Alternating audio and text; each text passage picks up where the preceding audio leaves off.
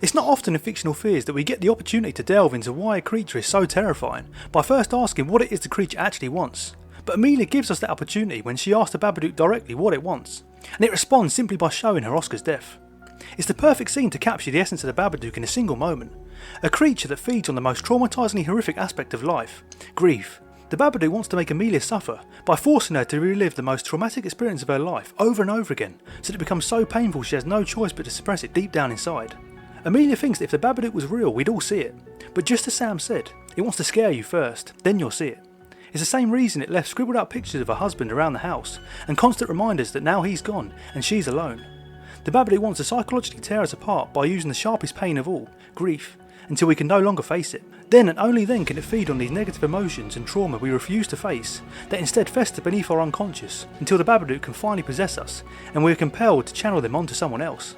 That's exactly what happens when the Babadook manifests inside Amelia as a desire to destroy Sam. For ages I looked at the fundamental nature of the Babadook and saw these two seemingly separate threads as almost two completely different takes on the theme. The idea that the Babadook symbolised Amelia's unprocessed and denied grief, and the theme Jennifer Kent openly discussed focused on the turbulence of parenthood, the taboo of not always loving your kids unconditionally. But then I realised these two threads were intrinsically linked. Amelia projected her grief onto Sam because she could never untangle that web of emotions that held Sam's life and Oscar's death together. She resented Sam because Oscar died driving to the hospital for Sam's birth. Oscar died so that Sam could live.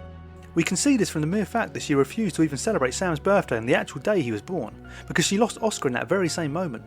That day is completely off limits because it brings up too many memories she'd rather forget. Memories she'd rather bury deep down, and the Babadook is a manifestation of this unprocessed and denied grief that gradually eats her up inside, and manifests within Amelia as a twisted desire to destroy her son. That's what makes the Babadook so terrifying. It can manifest in different ways for different people. I don't think the Babadook exclusively feeds on the hatred or resentment of children. I think it feeds solely on grief in all forms, and Missopedia was simply the manifestation of Amelia's unprocessed grief. Amelia resents her son for Oscar's death, so the Babadook feeds on this hatred. By projecting these negative emotions onto Sam, the grief only becomes stronger. The Babadook only becomes stronger. But imagine a different scenario. Imagine your brother asked your dad for a lift home after a night out, but on the way to pick them up, they tragically perish in a car accident. If you face this unimaginable tragedy and process your grief, you might realise that it wasn't their fault, that it was this cruel twist of fate out of their control, and you can't blame your brother for asking them. But if you refuse to even acknowledge what happened, if instead you want nothing more than to bury what happened deep down inside of you, and never think about it ever again to spare yourself of the pain, that's when the Babadook manifests. And in this scenario it might convince you from deep down within your unconscious that it was your brother's fault. If he hadn't called your dad, if he just walked or got a taxi home, your dad might still be alive. That ultimately he's responsible for what happens. And suddenly, instead of healing from this awful tragedy, you begin projecting these negative emotions and torment of your grief onto your brother, until the Babadook begs for their life, that in exchange he can heal you. It's just like the scenes where Amelia sees the Babadook disguised as Oscar, and it repeats over and over again, "You can bring me the boy." Like the Babadook is offering you a trade.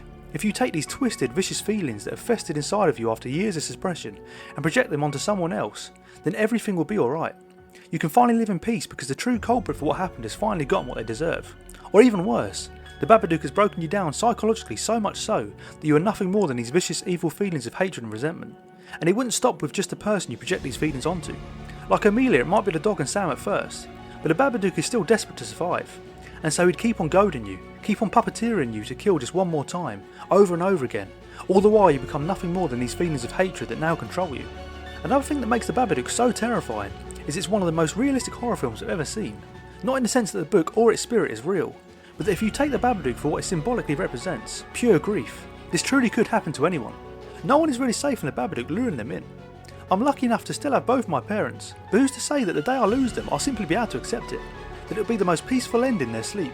Who's to say I wouldn't be so distraught from the pain I'd rather bottle it up and bury it beyond my conscious mind to spare the acceptance that they're gone, that I'll never speak to them again, and in turn be overcome by grief and begin to project all of my heartbreak and resentment onto someone else. I genuinely feel for Amelia because you can see from all the scenes that emphasise her loneliness a reminder that Oscar is gone just how much she misses him, how much losing him ripped her apart. But that's exactly what the Babadook counts on. The greater the rift caused by the trauma, the wider the door for the Babadook to creep in. She's not a character that hears a noise in the basement and runs down to check it out. She's a heartbroken widow that's preyed on by an evil monster. Some people might not see the Babadook as inherently evil.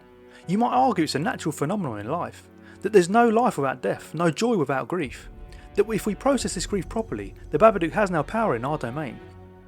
But I'd argue the Babadook is desperate to not only survive but thrive. It doesn't simply exist and wait for someone to let it in. It taunts and manipulates Amelia to fracture her psyche. The more grief heals, the weaker it becomes. It might never truly go away, but the Babadook's power devolves throughout the film from feeding on the turmoil of Amelia's grief at her worst, to cowering in the basement eating mud and worms at her best. It wants to haunt us of our most traumatic heartbreak because that's what gives it power. It can only survive for as long as we refuse to acknowledge its existence. It wants us to project everything onto someone else because if we look inside ourselves we might find it. But if we're focused on blaming someone else or projecting all of our heartbreak onto someone else, then we may never realise it exists, at least not until it's too late. That's exactly what happens to Amelia when she constantly pleads with Sam to stop mentioning the Babadook. She thinks that by blocking it out and denying its existence she can simply have a normal son. But in reality the only way to save Sam was to explore the Babadook. She hated any mention of Oscar or the Babadook from Sam because they were one and the same. She created the Babadook by refusing to accept Oscar was gone, and Sam suffered the consequences. One of the reasons I love the Babadook so much as a fictional fear is that the philosophy behind its existence reflects the human condition so perfectly. It captures the complexity of the mind and how difficult it can be to balance a desire to avoid painful experiences and a necessity to face them. On the surface it might seem natural to avoid something that causes you pain, but just like in life, if we were to avoid anything that makes us feel uncomfortable, whether it be work or public speaking, we'd eventually become the product of our stagnation, unable to truly live or develop. Our psychological well-being requires us to internalise and process the very worst feelings of life, like anxieties and grief, to prevent us from becoming the product of these very feelings. It's mind over matter, and the Babadook is only as powerful as we allow it to be. It's also slightly haunting to consider the fact that the Babadook never truly leaves. We have to make it a home, we have to give it a room, because you can't get rid of the Babadook. It will always be there, lurking just beyond view, a formidable creature that's just as capable of tearing us apart as it is living in peace. It all depends how seriously we treat the Book of the Babadook. So the next time you face unimaginable grief, and you find yourself lashing out at others, or you find the very thought of your grief unbearable, remember the Book of the Babadook. You can't get rid of the Babadook.